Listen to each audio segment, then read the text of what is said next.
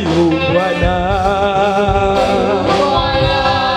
yu Bwana, asifiwe, amefufuka kifo, yu Bwana, yu Bwana, na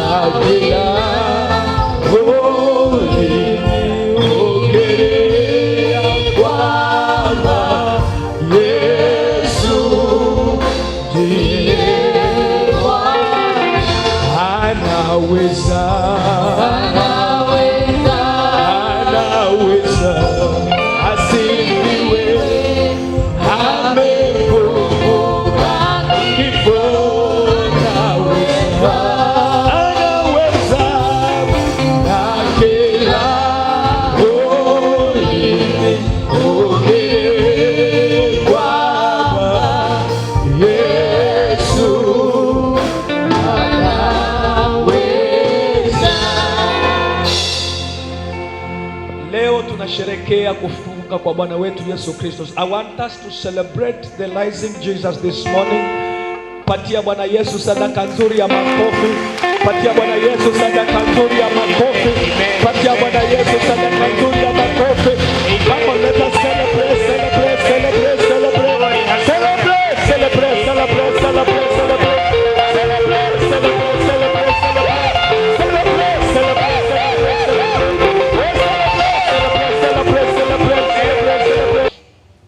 I want to believe that you've come prepared to hear from the Lord.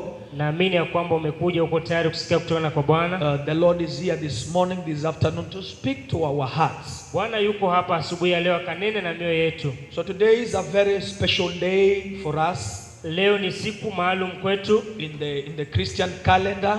Katika kalenda ile yetu ya Wakristo, we are celebrating and commemorating the death and the resurrection of our Lord Jesus Christ. Tunasherehekea na kukumbuka kifo na kufufuka kwa Bwana wetu Yesu Kristo. So today I want us to remind ourselves a few things about the death and the resurrection of Christ Jesus. Leo ningependa tukajikumbushe mambo kadha wa kadha kuhusu kifo na kufufuka kwa Bwana wetu Yesu Kristo. And that's why I want us to go straight to the word.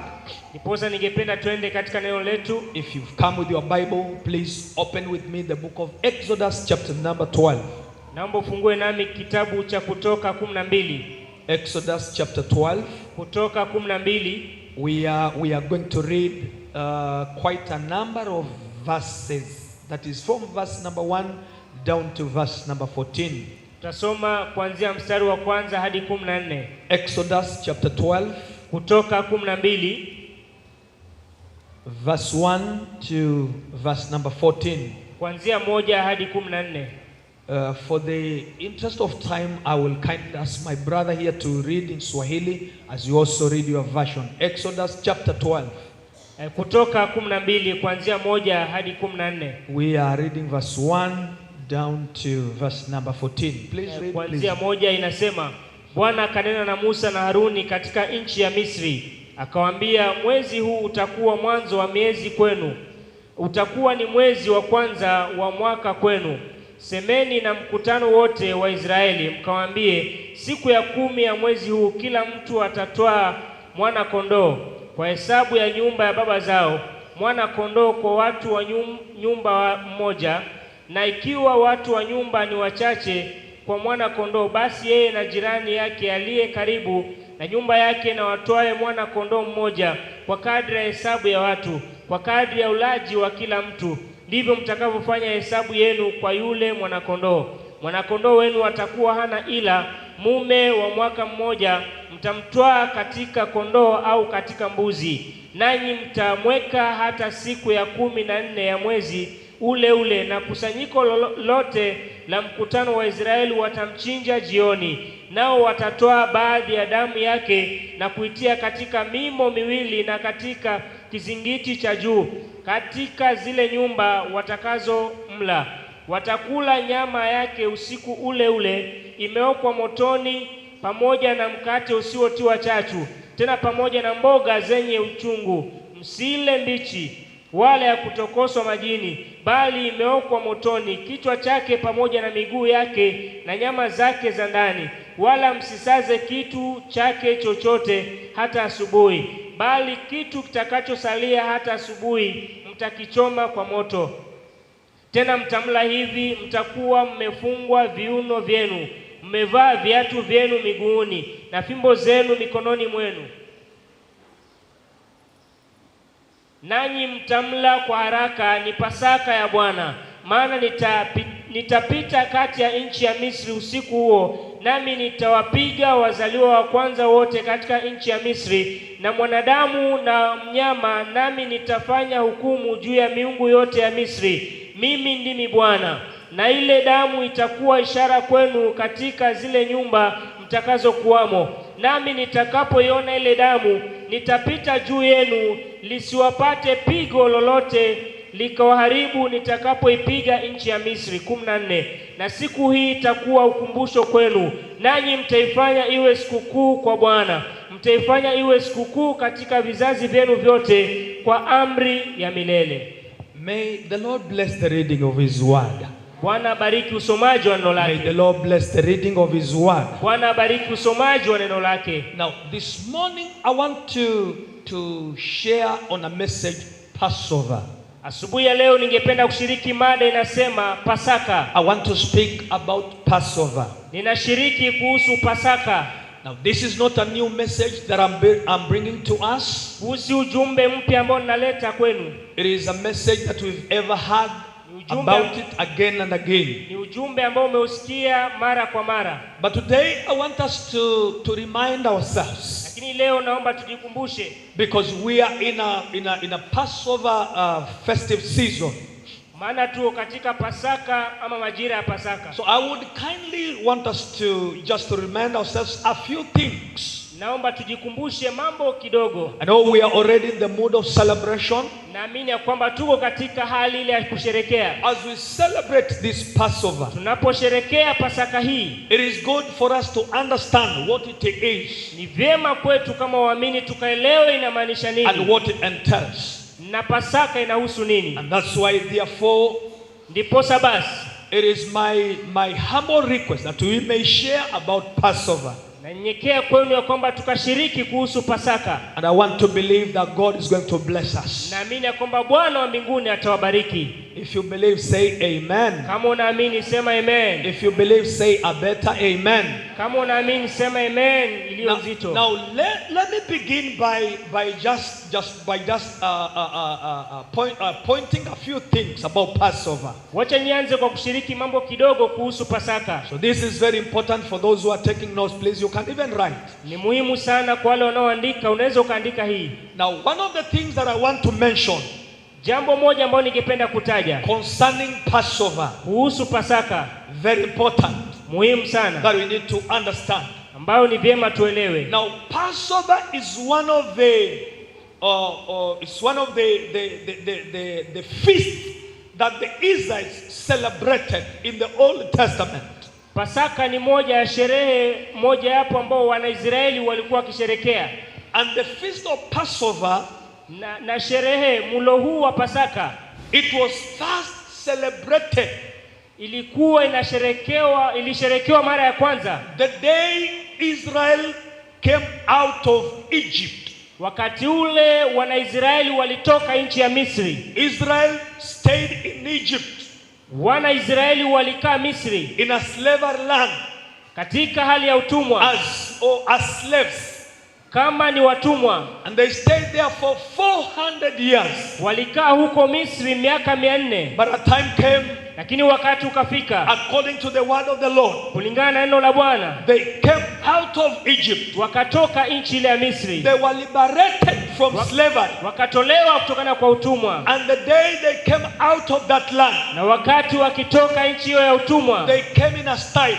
Walitoka kwa njia ya kipekee. They celebrated, walisherekea, as they were liberated from slavery, wakati walipotolewa kwenye utumwa. And that was the first day. Hiyo ndiyo siku ya kwanza Passover was celebrated. Pasaka ilisherekewa. Passover was first celebrated the day Israel came out of Egypt. Pasaka ilisherekewa mara ya kwanza wakati taifa la Israeli lilitoka nchi ya Misri. It was celebrated the day they came out of Egypt.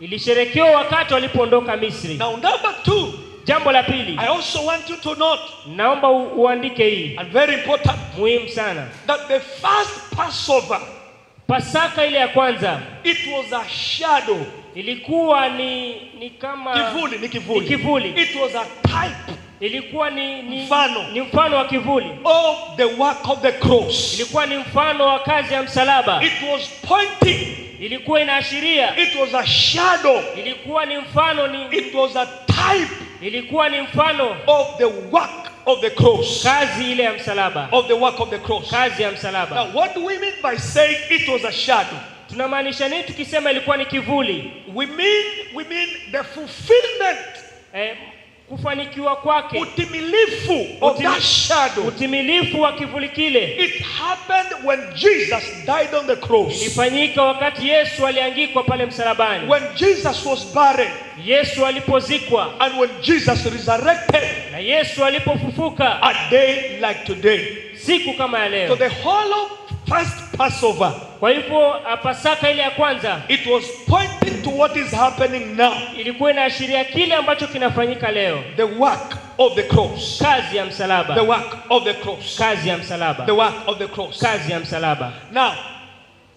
Now, sasa, as the Israelites were celebrating, wakati wana wa Israeli wakisherekea the first Passover, ile Pasaka ya kwanza, before Jesus came, kabla Yesu akuje, they were celebrating, walikuwa wakisherekea, commemorating, wakikumbuka, remembering, wakikumbuka how they were liberated, jinsi ambavyo walitolewa from slavery of from the slavery of the Egyptians, nchi ile ya utumwa wa Misri.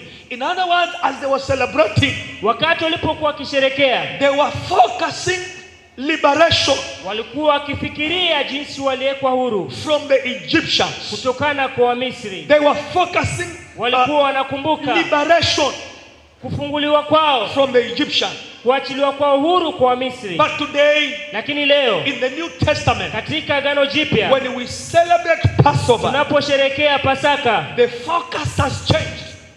Ule mtazamo umebadilika. The focus has changed. Mtazamo umebadilika. We are celebrating, tunasherekea deliverance, kukombolewa, liberation, kuwekwa huru, not from the slavery of the Egyptians, si kwa utumwa wa Misri, but we are celebrating, lakini tunasherekea our liberation, kuwekwa huru from the slavery of sin, kutokana na utumwa wa dhambi. So there is a change.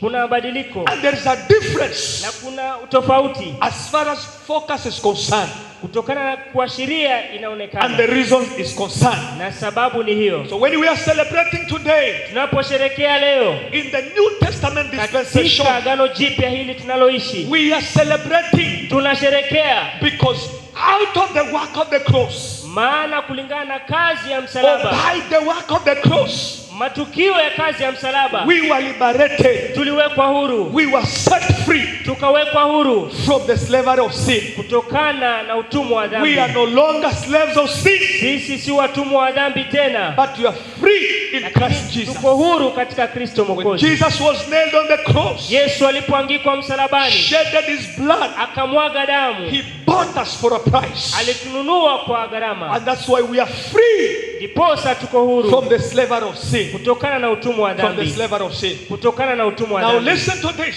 Sikia hii, the first Passover, Pasaka ya kwanza, from the portion that we've read, kutokana na maandiko ambayo tumesoma, these are words, haya ni maneno, and it is instruction, na ni maagizo given by God himself, yaliyopeanwa na Mungu mwenyewe. God is speaking to his people, Mungu ananena na watu wake Israel, taifa la Israeli, through the leader Moses, kupitia kiongozi wao Musa. He is telling them, anawaambia that your day has come, ya kwamba siku yenu your imefika, time has come, wakati wenu you umewadia, are moving out of this slavery, toka nchi hii ya utumwa, and you are going to do it in a celebration. mtaondoka kwa hali ya kivyake. You will do it in a very special way, fanya kwa njia maalum, as you celebrate tutakaposherekea. And this is how I want you to celebrate. Na hivi ndivyo ningependa mkafanye. Now God is giving instructions. Mungu mwenyewe anapeana maagizo On how they are going to celebrate. jinsi ambavyo wangesherekea. When I look at the instruction God is giving, Napoangalia maagizo ambayo Mungu anapeana, God is mentioning some things. Mungu anataja vitu, He is mentioning some elements anataja vipengele which were very important, ambavyo vilikuwa ni muhimu sana, which should never be forgotten, ambavyo haistahili vikasaulike. or they were very key Zilikuwa ni muhimu to be included ili zikawe pale in that festival, katika sherehe in ile, that Passover. katika Pasaka ile. So friends, I want us to share very briefly. Wapendwa, ningependa tukashiriki kwa kifupi. Or I want us to mention Ningependa tukataje the elements of Passover. vipengele vya Pasaka. So if you are writing, please, you can write this subheading. If you are writing, you can write this subheading. Kama unaandika unaweza ukaandika hii mada, Elements of Passover. vipengele vya Pasaka. Elements of Passover. Huu kama vipengele vya Now Pasaka. these elements were mentioned by God himself Vipengele hivi vilitajwa na Bwana Mungu mwenyewe as he was giving an instruction alipokuwa akipeana on maagizo how the Passover should be celebrated. jinsi ingesherekewa hii Pasaka. Now as we be sharing Wakati tutakapokuwa tunashiriki these elements, hivi vipengele, you will also learn utagundua ya kwamba that all these elements vipengele vyote hivi were significant. vilikuwa ni muhimu, They were also a shadow vilikuwa ni kivuli of something that will happen in the New Testament. na kitu ambacho ingefanyika katika Agano Jipya. So very quickly, I want us to share the elements of Passover. Kwa haraka naomba tushiriki vipengele vya Pasaka ama kanuni za Pasaka. What was so important to consider Nini ambayo ilikuwa ni muhimu katika Pasaka as they were celebrating wakati walikuwa the wakisherekea Passover? Pasaka, The Passover. ile So Pasaka. I want to give you a number of elements Naomba nikupatie vipengele kadha wa kadha in the few minutes ahead of us. katika muda ule ambao tuko If you nao. are writing, please, you can write this. Unaweza kuandika hii kama unaandika. Number one. Ya kwanza. Ya kwanza. Ya Lamb without blemish. Mwanakondoo asiye na mawaa. Lamb without blemish. Mwanakondoo asiwe na mawaa. One of the things God is telling them, kanuni moja ambayo Bwana aliwaambia that you are going to celebrate, ya kwamba mnaposherekea, and that celebration is not complete na hiyo sherehe haitakuwa imekamilika if there is no lamb, kama hakuna mwanakondoo. and it is not just the lamb Si mwanakondoo tu, or any lamb, si mwanakondoo but is a yoyote, lamb mwanakondoo without blemish. asiye na mawaa. It is a lamb Ni mwanakondoo without defect. ambaye hana kasoro It yoyote. is a lamb Ni mwanakondoo without any fault. ambaye hana kasoro yoyote. That is what we read, verse number 5. Ndivyo tunasoma mstari wa I 5. want you to look at your Bible, verse number 5. Biblia yako mstari wa 5. Part A, the Bible says, Biblia inasema the animals you choose must be year-old males without defect. mwanakondoo wenu atakuwa hana ila, mume ambaye hana hila. So this lamb Huyu mwanakondoo was without blemish. asiye na mawaa. Now what does that mean? Hiyo inamaanisha nini? What does that speak? Hiyo inadhihirisha nini? A lamb without blemish. Mwanakondoo asiye na A mawaa. lamb without blemish. Mwanakondoo asiye na mawaa. It spoke of the Ina- sinless Christ. Inaelezea kuhusu Kristo asiye na dhambi. It was a shadow. Ilikuwa ni kivuli. It was speaking Ilikuwa inaongea kuhusu about the sinless Christ. Yesu asiyekuwa na dhambi. The Christ who was tested. Yesu ambaye alijaribiwa. The Christ who was tempted Yes. like what we do. Yesu ambaye alijaribiwa kama mimi na wewe, But he never fall into sin. lakini hakutenda He dhambi. never tested sin. Hakufanya He dhambi. never tested sin. Yesu hakufanya dhambi. That reminds me the book of 2 Corinthians chapter number 5 verse 21. Inanikumbusha katika kitabu cha Second Korintho wa Corinthians pili chapter 5 verse 21. mstari wa 5:21. 2 Corinthians chapter 5 verse 21. You can just interpret this. You can just interpret this. Wa Korintho wa pili 5:21. 2 Corinthians chapter 5 verse 21. Wa Korintho wa pili The Bible 5:21. says, God made him Mungu alimfanya yeye who had no sin. asiyekuwa na dhambi. Now who's this Christ Jesus? Huyu ni Kristo Mwokozi.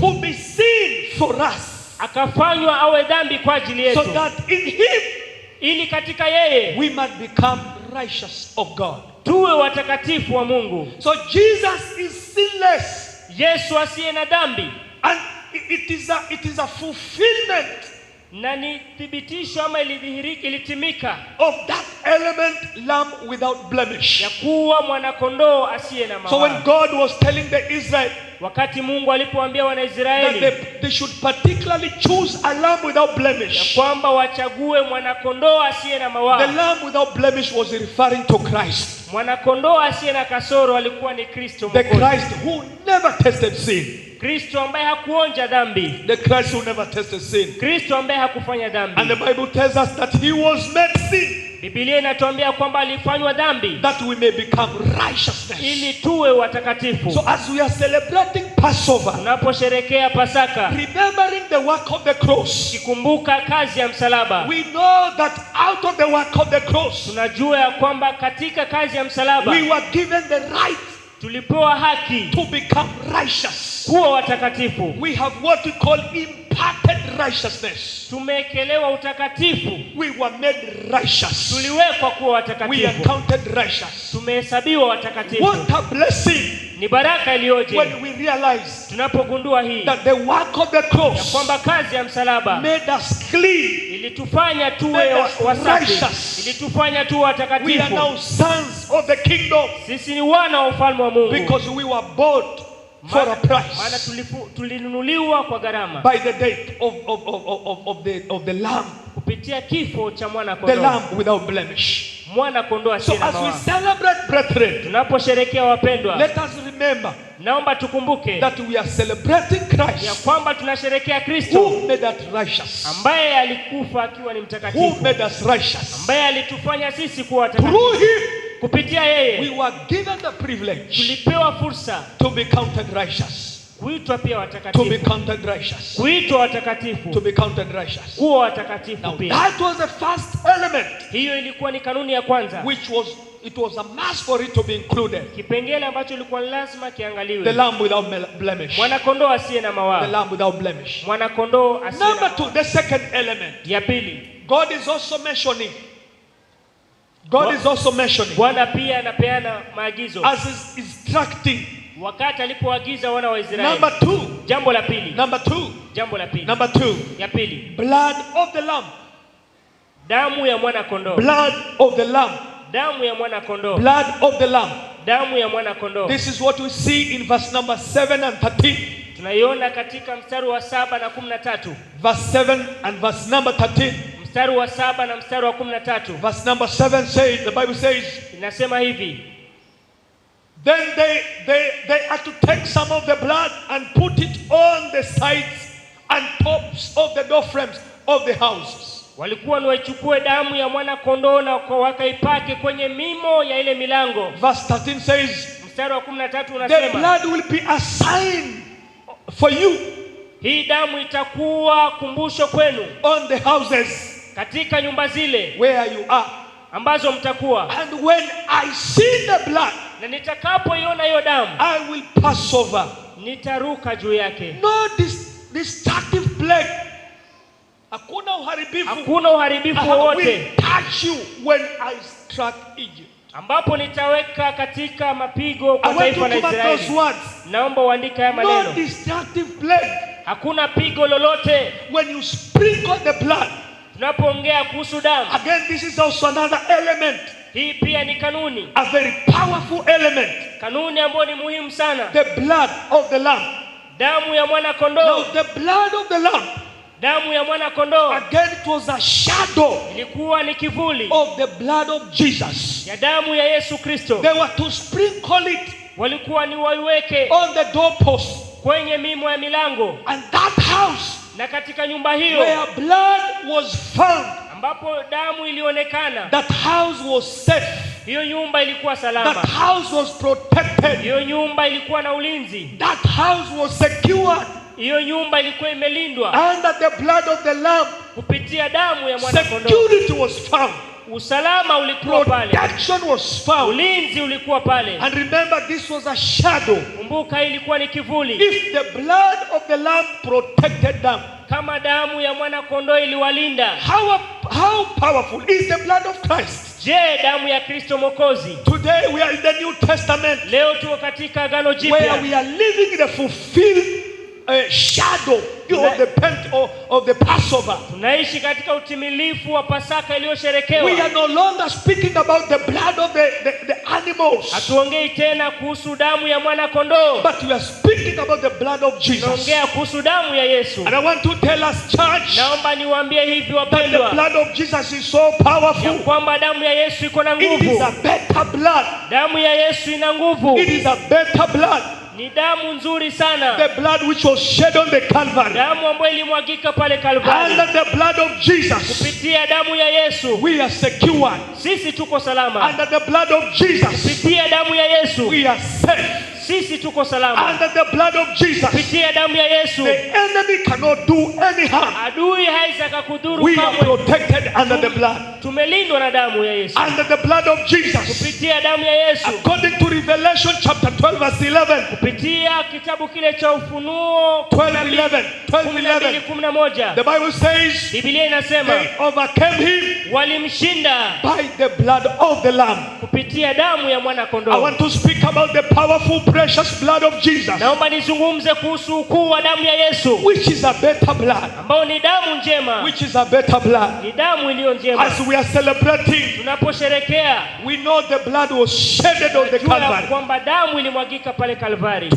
buy us, ikatununua, to cleanse us, to ikatutakasa, bring forgiveness, ikaleta msamaha but wa dhambi, again to secure us. na ili pia ikatukomboa. As we celebrate this Iposa Passover, tunasherekea hii Pasaka. I want to declare blood in your life in Naomba Jesus' name. nitangaze damu katika maisha yako kwa jina la May Yesu. the blood of Jesus cover you wherever you go in Jesus' name. Damu ya Yesu ikulinde unapoenda katika May the jina la blood Yesu. of Jesus protect your family wherever it is in Jesus' name. Damu ya Yesu ilinde jamii yako mahali ilipo kwa May jina you la be Yesu. covered by the blood of Jesus in Jesus' name. Ulindwe kwa damu ya Yesu katika jina la Yesu. May we be protected by the blood in Jesus' name. Ulindwe kwa damu ya Yesu katika The jina la blood Yesu. of Jesus. Damu ya Yesu The Kristo. blood of Jesus. Damu ya Yesu Those Kristo. who applied the blood, Wale wanao they were secured and they were safe. waliopaka ile damu walikuwa salama. When we proclaim the blood of Jesus today, Tunaposhiriki damu ya Yesu we leo, are secured and we are safe. tumelindwa na tuko We salama. are secured and we are safe. Tumelindwa na tuko The salama. blood of Jesus Damu ya Yesu was another element. ilikuwa ni kipengele Now kingine. let me give you the third one very fast. Kipengele cha tatu, Very important. Element number 3. ya tatu muhimu. Element number 3. Please write this. Please write this. Write Number- this one. This one very important. Andika, hii ni muhimu sana. Eat the meat together. Kuleni hiyo Nyama. nyama pamoja. Eat the meat together. Kuleni hiyo nyama ya mwana kondoo pamoja. Verse number 8. Mstari wa 8. Part A, the Bible says, the same night they are to eat the meat. Watakula nyama yake usiku ule ule. They were to eat the meat together. Walikuwa ni wale ile nyama pamoja. They were to come as a family. Waje kama jamii, They sit down wakae chini and they eat the meat together. na wakule ile nyama pamoja. The Bible says, if your family was too small Biblia inasema kama jamii yako ni ndogo, to finish the lamb, ili mkaweze kumaliza yule mwana kondoo, you are to join with the neighbors muangalie majirani, muungane nao so that you may fellowship together. ili mkakule hiyo nyama Now, pamoja. eating the meat together, Kula ile nyama pamoja it spoke of fellowship. ilizungumza kuhusu ushirika, It spoke of fellowship. iliashiria ushirika. Fellowship is very important. Ushirika ni muhimu sana. Fellowship is very powerful. Ushirika ni muhimu sana. And that's why God is telling them Ndiposa Bwana anawaambia, that come together kujeni pamoja and feast na mkule and pamoja, eat the meat together. mule ile nyama pamoja, Eat the meat together. mule ule In mulo other words, pamoja. God is telling them, Mara nyingine Yesu na Mungu as you are anawaambia, celebrating Passover, unaposherekea Pasaka, have fellowship with one another. mkuwe na ushirika na wenzenu. Because God values fellowship. Maana Bwana anapenda ushirika. God values fellowship. Mungu anapenda ushirika. The first church valued fellowship. Kanisa la kwanza lilikuwa lenye ushirika. And that's why we read in Acts number 2 verse 44. Tunasoma katika Matendo ya Mitume 2:44. Acts chapter 2 verse 44. Matendo ya Mitume 2:44. Acts 2:44. Matendo ya Mitume The Bible says 2:44. all the believers were together. Waumini wote walikuwa na And umoja had everything in common. na walikuwa na tabia moja. So right from the first church, Kuanzia kanisa la kwanza they valued fellowship. walipenda The ushirika. foundation of the first church Msingi wa kanisa la kwanza was fellowship. ulikuwa ni ushirika. Everybody was in that fellowship. Kila mmoja alikuwa katika ushirika huo. All the believers came together. Waumini wote walikuja They pamoja. were always meeting together, Walikuwa wakikutana pamoja. fellowshipping.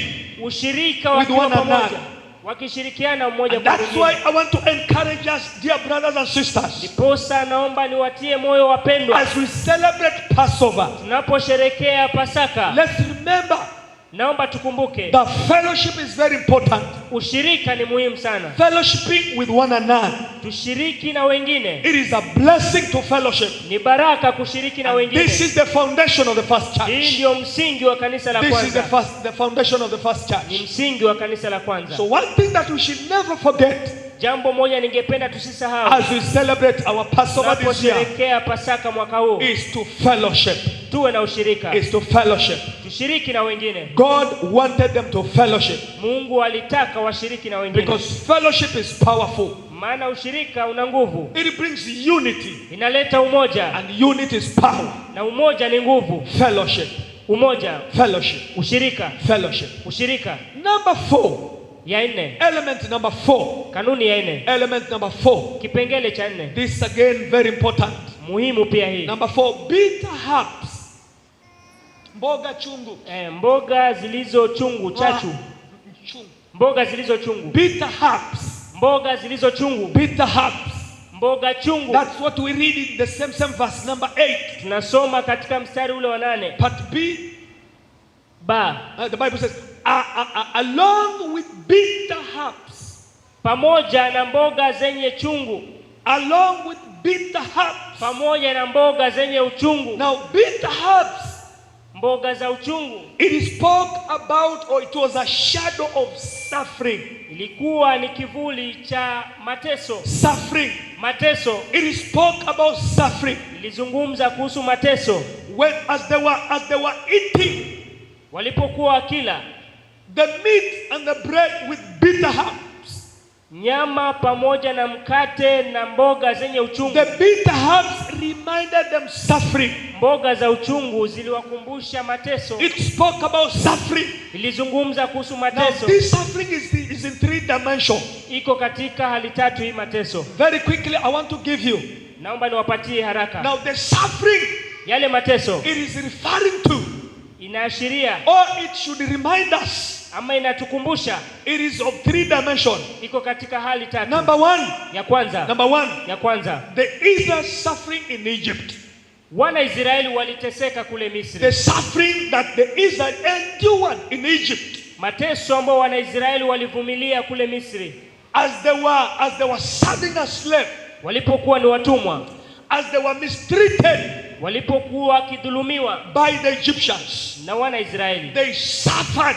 waliteseka. Now, by eating those bitter herbs, Kupitia mboga zile za it was uchungu, a reminder ilikuwa ni ukumbusho that they suffered in the land of Egypt. ya kwamba waliteseka katika They nchi, undergo suffering. walipitia mateso. That was a reminder. Hiyo ilikuwa ni ukumbusho. Number 2, Ya pili, the second suffering mateso ya pili, that the Israel, wana Israeli, or the bitter herbs, ama mboga zile za uchungu, reminds us, inatukumbusha, it again reminds us the suffering that Jesus suffered on the cross. mateso ambayo Kristo alipitia pale msalabani. Jesus suffered on the cross. Yesu Kristo alipitia pale He msalabani. was whipped on the cross. Alichapwa He mijeledi. was pierced at the cross. Alipigwa pale He msalabani. endured suffering. Alivumilia mateso. He took the bitter cup Alichukua kikombe cha on uchungu the cross. pale He msalabani. suffered Aliteseka for the sake of our sin. kwa niaba ya dhambi The zetu. bitter herb was a shadow Mboga za uchungu ilikuwa ni of the kivuli, suffering that Jesus would endure in the New Testament. iliashiria mateso ambayo Yesu angevumilia pale It spoke msalabani. about Jesus suffering on the cross. Ilizungumzia kuhusu Yesu pale msalabani. Now the third one, Ya tatu, that the bitter herb also mean or refer to suffering. Number 3, mboga ile ya uchungu iliashiria believers suffering for Christ. Wakristo wanapoteseka kwa sababu ya The Kristo. believers suffering for the sake of our Lord Jesus Christ. Waamini wanapoteseka kwa sababu ya Kristo. The suffering that we undergo as born again Christians. Wakristo mateso wanayopitia kwa kuitwa Wakristo. The suffering that we share with Christ Mateso ambayo waumini hupitia as a result of getting born again. kwa sababu ya kuokoka. And this is in collaboration with Romans chapter 8 verse 17. Hii pia inalingana Warumi 8:17. Romans chapter 8 verse 17. Warumi 8:17. Romans 8:17, the Bible says. Biblia inasema Warumi 8:17. Romans 8:17, the Bible says. Biblia inasema, Now if we are children, na kama tu watoto, then we are heirs, basi tuwarithi, heirs of God, warithi wa Mungu, and co-heirs with Christ. warithio pamoja na Kristo. If we share in his suffering, Tukiteswa pamoja naye, in order that we may also share in his glory. ili tupate na kutukuzwa pamoja naye.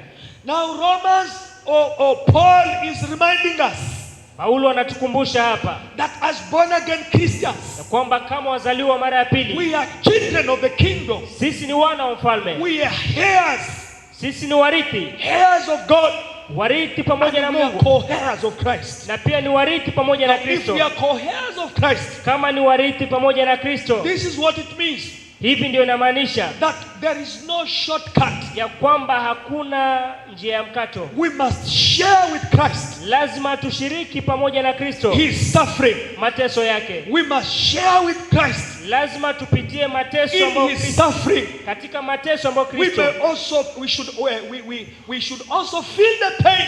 lazima nasi tuhisi uchungu. At times we also test suffering Wakati mwingine wa Kristo pia wanapitia mateso for the sake of Christ. kwa sababu ya Kristo, For the sake of Christ. kwa sababu ya Kristo. But what a blessing Lakini baraka iliyoje when we realize tunapogundua, that when we share suffering with Christ, tunaposhiriki mateso pamoja na we Kristo, are positioning ourselves tunajiweka mahali to ambapo share in him, tukashiriki pamoja naye in his glory.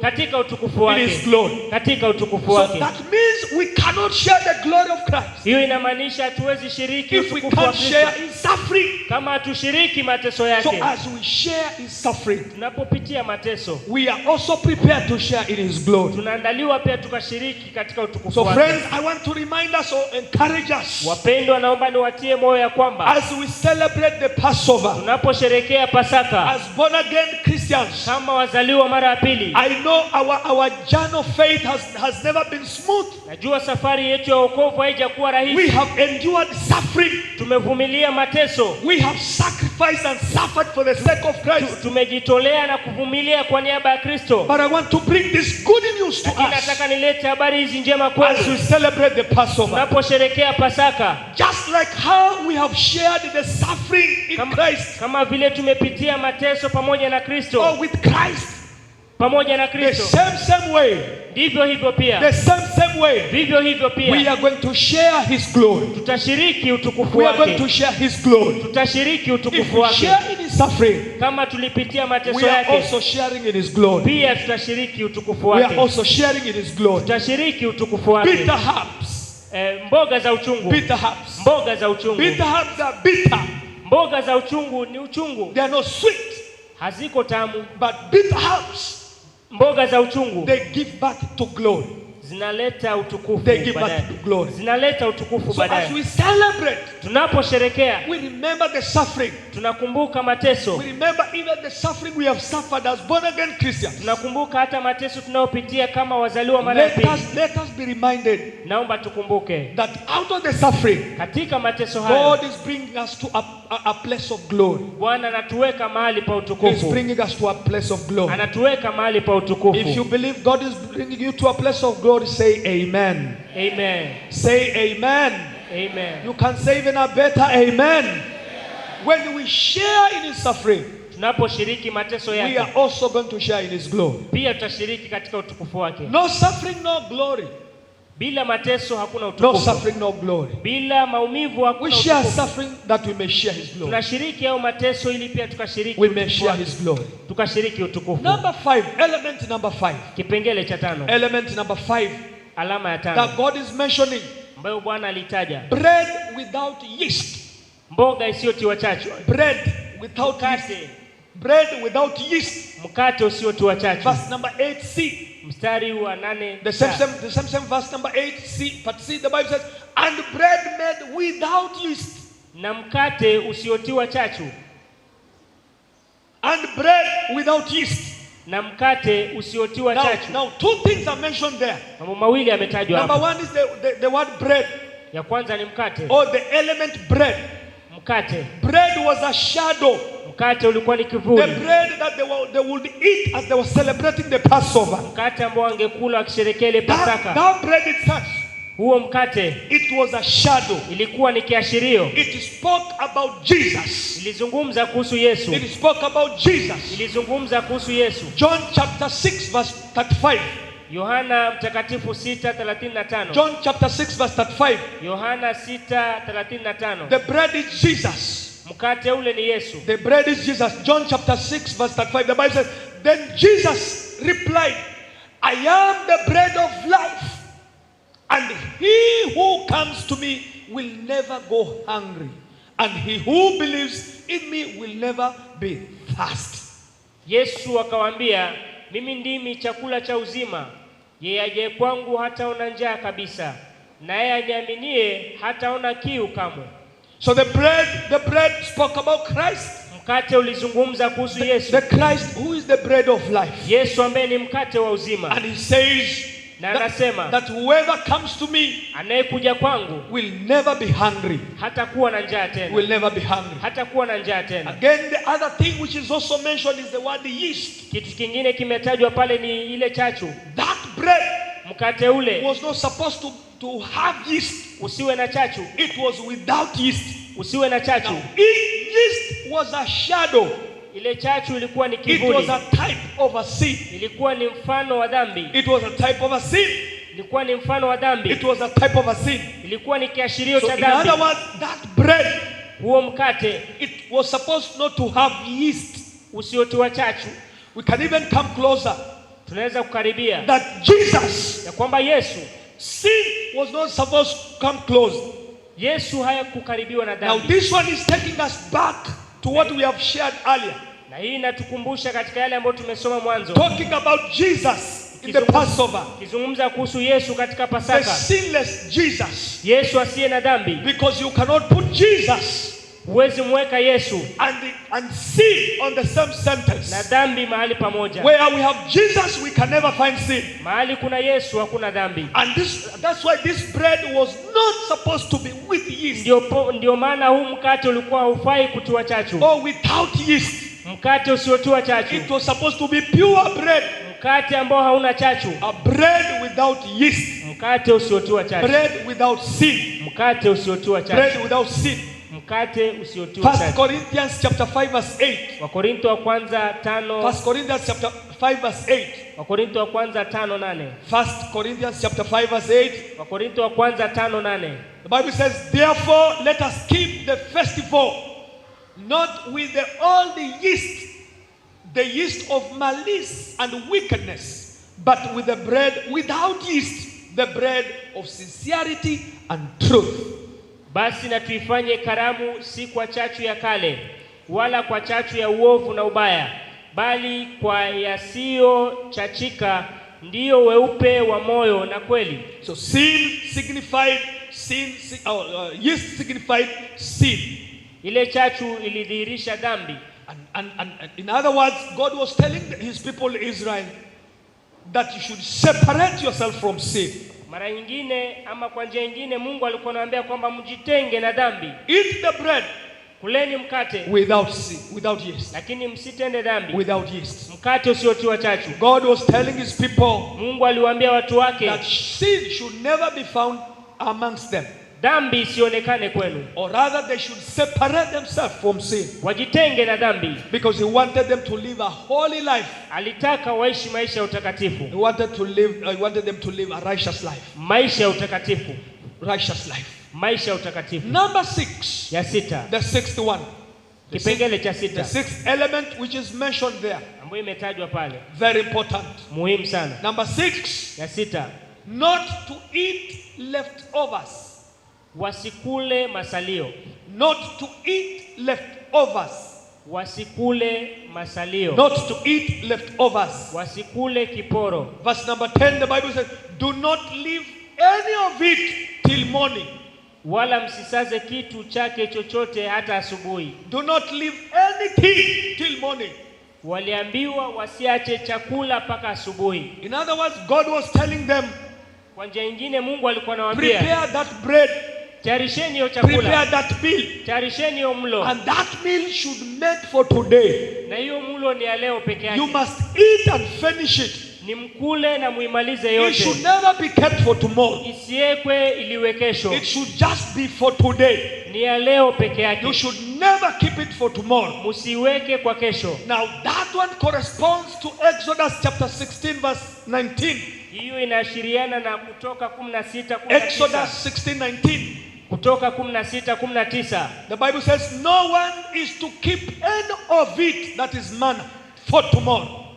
Mtu awaye yoyote asikisaze hata asubuhi. So they were supposed to take the manna Walikuwa wakule ile mana in the desert, kule nyikani, and they were required to go every day. na walitakana waende kila siku, They go and collect manna, the bread.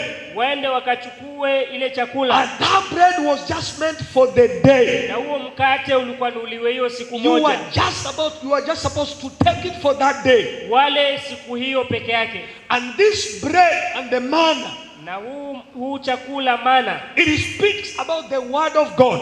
inaongea kuhusu neno la Mungu, And the word of God, na neno la Mungu it should always be enough for today. liliwe litakutosheleza kwa siku ya leo. Tomorrow you should be hungry for more. Kesho utamani tena kupata neno la Mungu. That is to say, Hiyo inamaanisha if you study the word today, unaposoma neno leo, you should not say tomorrow that I studied yesterday. usiseme ya kwamba nilisoma jana. If you studied yesterday, Kama ulisoma neno jana, you should study today. tena leo pia ni And usome, you study tomorrow. kesho pia usome, And even the day after hata tomorrow. kesho kutwa pia, And every day. kila siku, And daily. kila siku So usome, every day kila siku. they were supposed to they were supposed to collect the manna, the bread, Walikuwa ni wachukue ile mana, and the chakula. word. That is how we should also take the word. Hivyo pia inatupasa tukalisome The neno. word should be read every day.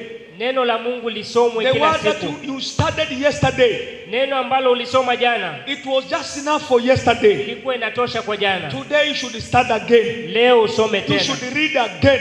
leo usome You tena, should refresh yourself again. leo ukasome You tena, should feed yourself again. ukabukue tena neno, You should feed yourself today. ukajilishe tena leo, Again and again. tena na tena, Again and again. tena na tena. They were not supposed to eat leftovers. Walikuwa wanafaa wasile masaza. So as we celebrate the Passover, Tunaposherekea Pasaka, once again I want to encourage us wapendwa, naomba niwatie moyo that we kwamba may read and reflect the word of God kwamba tusome na kutafakari neno la again and Mungu again, kila mara, again and again. kila mara. We should be thirsty and be hungry for the word Tuwe na kiu na njaa ya neno again and again kila mara, and again and again. kila mara. Finally, Ya mwisho, the last one, kanuni ya mwisho, the last one, kipengele cha the mwisho, last element, kipengele cha mwisho, number 7. ya 7. Eat standing ready to live. Mkule mkiwa mko na utayari. Eat while standing ready to live. Mkule mkiwa na utayari wa kuondoka. Eat standing ready to live. Mkule mkiwa na utayari wa kuondoka.